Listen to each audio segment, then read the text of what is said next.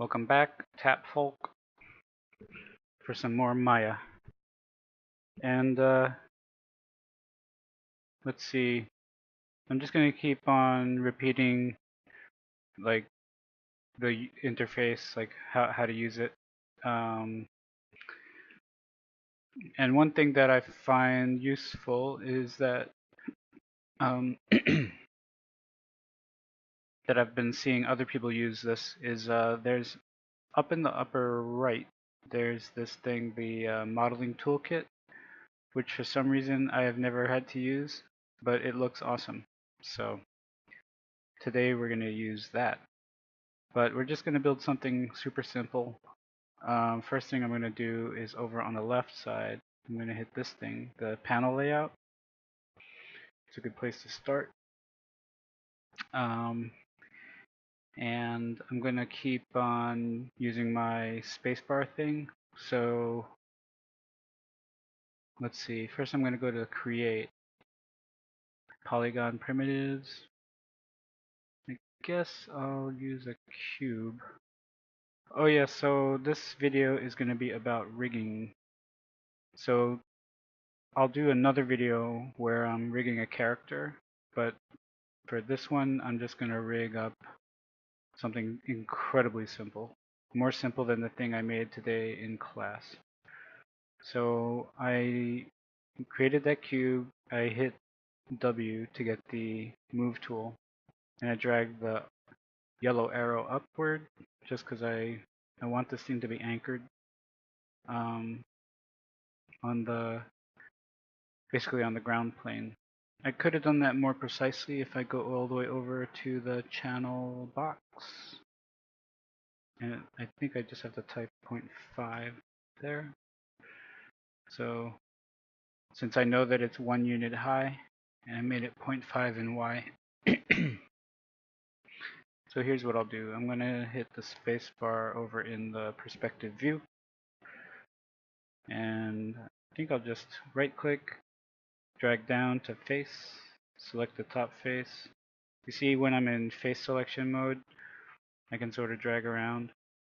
And you can always hold down the Alt key and like use the 3 buttons to rotate, I guess move your view and zoom.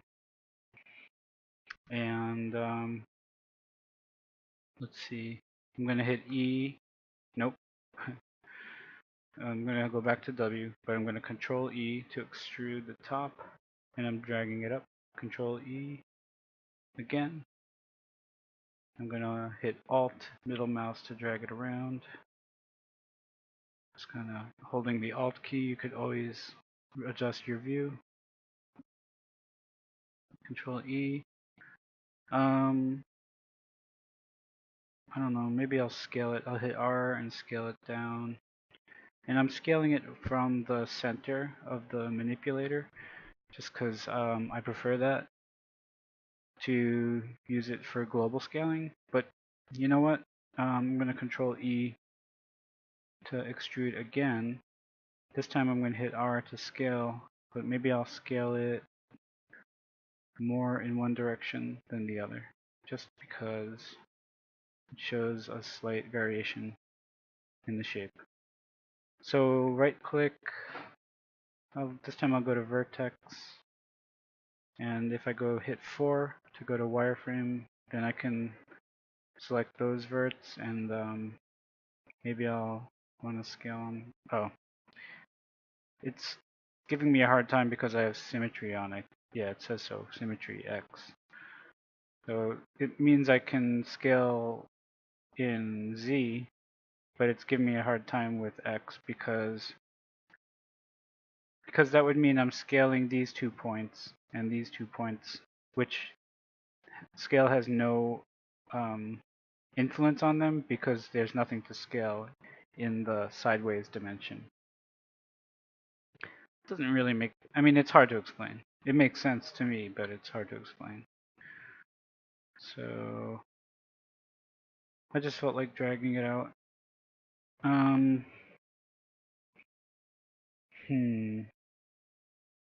What exactly am I making? I'm not so sure I like the way this is looking.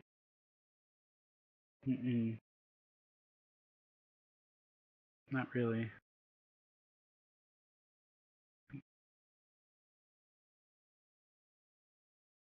really doesn't matter what I'm making. So I'm just gonna undo everything. Maybe it's a projectile. No, I kind of want it to be like a worm, I guess. I don't know why I want to keep making worm. Just because it's the easiest rig. It makes the most sense. So I'm going to hold down space, left click, drag down to go to the front view. And this time I'm going to go to the modeling toolkit, which is up here on the upper right. I'm going to try to find the multi-cut tool. There it is. Middle mouse, drag, and maybe I'll hold shift to make sure that it's straight. Except it's not working. It doesn't like it when I'm in symmetry mode, so I'm going to have to hold down space. Click in my, nope, that's not. Hold down W. Left click. Drag up, turn off symmetry. And now, multi-cut tool, holding shift so it constrains it, kind of snaps it. But that doesn't work because I think I need to be in object selection mode, multi-cut. And, oh, it still isn't working.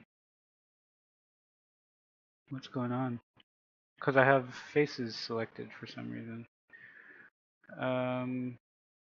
Alright, well, I'm in object selection mode again. Oh, the cut tool is stuck there for some reason. That's usually a bad sign. Yeah, so why does this happen? I'm gonna check my outliner, which is here. It's still just a cube. I'm gonna check my channel box. It has all these poly cuts, but they didn't actually do anything. There's a couple cuts there for some reason. Well, I'm gonna hit undo a bunch of times. That's just hitting Z, and you're watching the construction history disappear. Up, up, up, up, up. Undo, undo, undo, undo. There. So I'm gonna right click, go to select, and go to front view. Give me the modeling toolbox, multi-cut, hold shift, left, or middle mouse, drag. Finally, that's all I wanted to do. So go back to object selection mode. So this thing's selected. I would like to smooth it. Edit mesh. Nope, mesh. Smooth. That's fine. That looks fine. So I did this in class. It's just a good thing to do in general. I'm not so sure it's necessary, but it's a clean way. It's a way to make your model super clean. Sorry, that was an interruption. Freeze transforms. Yep. And then I'm also going to delete history, which is the construction history, which was on the right there. So now all we have is the cube. It's clean. It's not a cube. And I don't know what it is. It's a bullet. I don't know. But I'm just going to go ahead and switch this to rigging menu set. Go to skeleton, create joints, and I'm going to hit 4. I'm going to hit 4. What I did there was when I hit 4 and nothing happened, I clicked in the window holding the Alt key. I middle mouse clicked it just to make sure that it was like picking up commands in this pane. It's a strange behavior that I think I just somehow instinctively knew about. That way when I hit 5 and 4, it actually changes the shading mode, which is what I want. I want it in wireframe. So I'm gonna go ahead and click down here, drag, oh wait, I don't drag it. And then click here, and then I'll click here and up here. It doesn't matter how high up I go. So those are a bunch of joints. Now I'm going to hit Q to get out of this tool. So now I'm in basically just selection mode. So I can just click on things. And one thing I don't like is that these joints are so giant. So I'm going to go to modify or display. Display joint size, animation joint size. And I'm going to drag that down, make them a little smaller, like that, because I like that size. That looks right to me. I'm going to go back to perspective view. And I have joints, but they're not attached to anything. So I'm going to select my geometry, and then I'll hit Q though, because I don't want that rotate manipulator to be there. And I'm also going to select the topmost joint, which is joint 1. So I could select it there, but I'm going to select it here. I'm going to shift click it like that. So I selected the geometry and the topmost joint, which basically means it selects the whole chain. I'm going to go to skin, bind skin. So now you've got the ability to, I'm hitting E to rotate. Now you can rotate this thing. You can rotate this one. And if you rotate the bottom, the whole thing moves. I'm going to hit undo a bunch of times. But that is the simplest rig you could possibly make. And that's done. Let's just call that done. This is a simple rig. That's what we're trying to show. So save scene as. I'll save it here. Simple rig. Continue. So this is saved, and usually I want to export selected like that. So that's what I'll do. Export selection. Hold on, I'm going to escape out of that. I'm going to show it to you a little slower. So I selected the geometry and the joint, because sometimes you have other stuff in your scene and you don't want to export that to Unity. I'm going to go to File, Export Selection. Make sure this says FBX, so I'm scrolling down. And maybe I want to export it someplace else. So somewhere on the D drive, tap data, simple rig. It's already set to FBX. And it's done. It's out of Maya. Here's Unity. I'm going to go to my File Explorer, go to my D drive. There's simple rig. So I need to drag that into my project. So I need to show my project area here. And I guess it's on assets, which is where I'll put it. So I just hit Alt Tab to jump to that thing. I'm gonna grab my simple rig, pop it in here. Boom. There's my simple rig.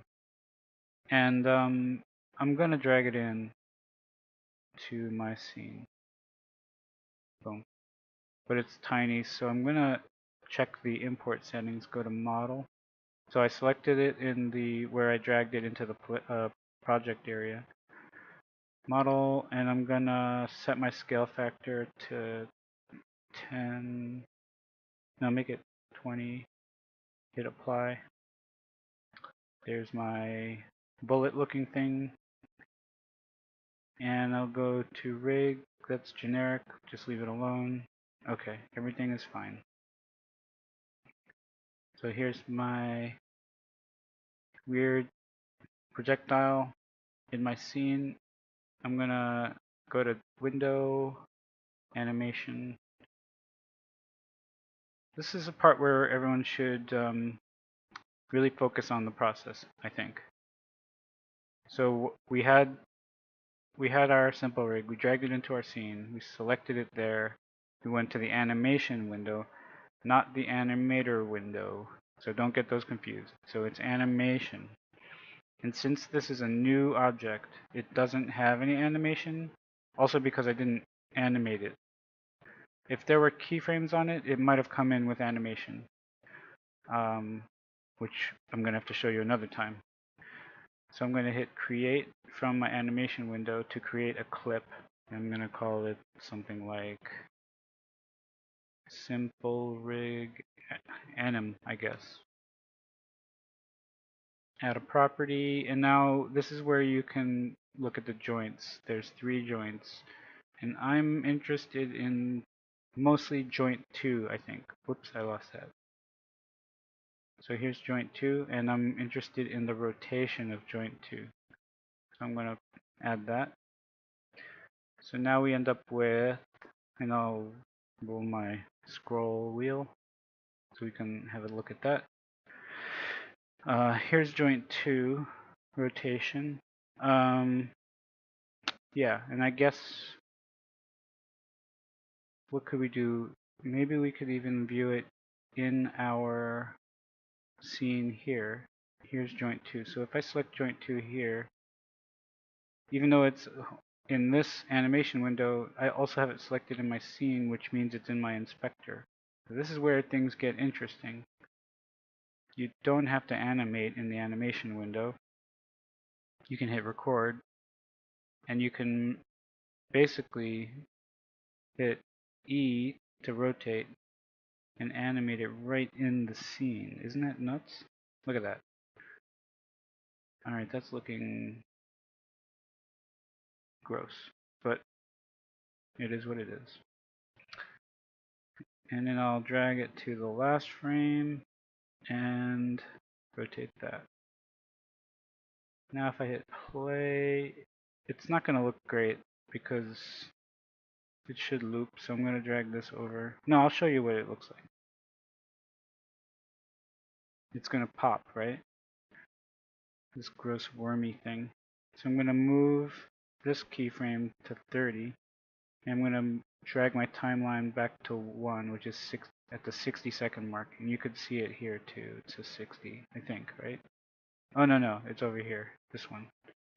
I'm going to type 60 here. And that's at 60 frames. And while it's there, I'm going to select this. I'm going to right click the first keyframe. And I thought I could copy it here, but I don't see it in the menu. So I'm going to select it and Control C. Whoops, I didn't mean to drag it. I'm going to bring the timeline's already at 1. I'm going to Control V. So now the first and last keyframes are the same, which means it should loop. Alright, and maybe just for fun, maybe the middle keyframe could have some, whoops, undo that. I want joint 2, right? Joint 2. So what's going on? Why can't I? Oh, okay, that's fine. So I'll rotate joint 2 like that. Now I'll hit play. Now it's even weirder.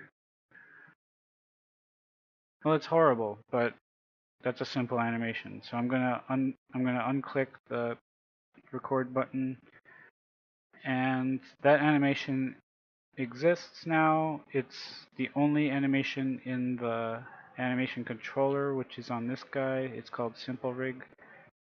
I guess it got created automatically. And by default, it loops. So I'll hit play, and you could see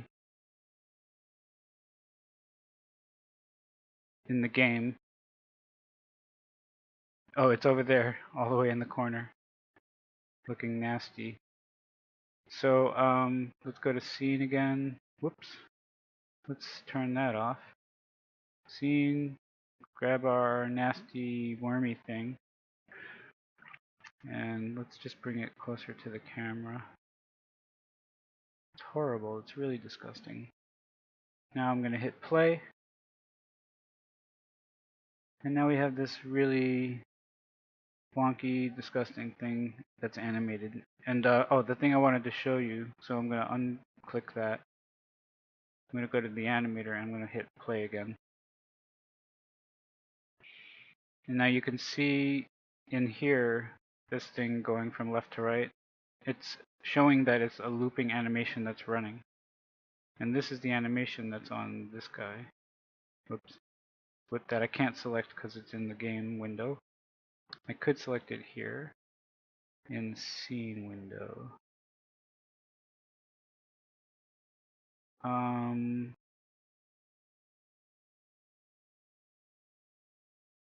Like if I want to, I could select another character. I guess Ethan, and let's go to that. Wait, why doesn't it change the animator that I'm looking at? Let's see, Boxy Man. Yeah, okay. I guess I just didn't select it properly. So if I'm selecting Ethan, you could see Ethan has a different like set of animations. But if I go to my simple rig, it just has this one simple clip. And that's my simple rig of a simple object in Maya. It's got it's a skinned mesh. It's a mesh it's a skinned rigged mesh, which I guess refers to the fact that it's a deforming piece of geometry. So it looks, I don't know, it looks soft, it looks squishy. Where if you had done it another way, you could like create a chain of objects that just that don't change shape, they just rotate. That would be the other way to approach rigging. But anyway, that's enough for this video. I guess there's already a video on how to make a skeletal rig, how to attach a skeletal rig to a geometric character. But maybe I should do one where that character I modeled yesterday, the monster, I could rig that really quick if I have time. All right, that's all for now.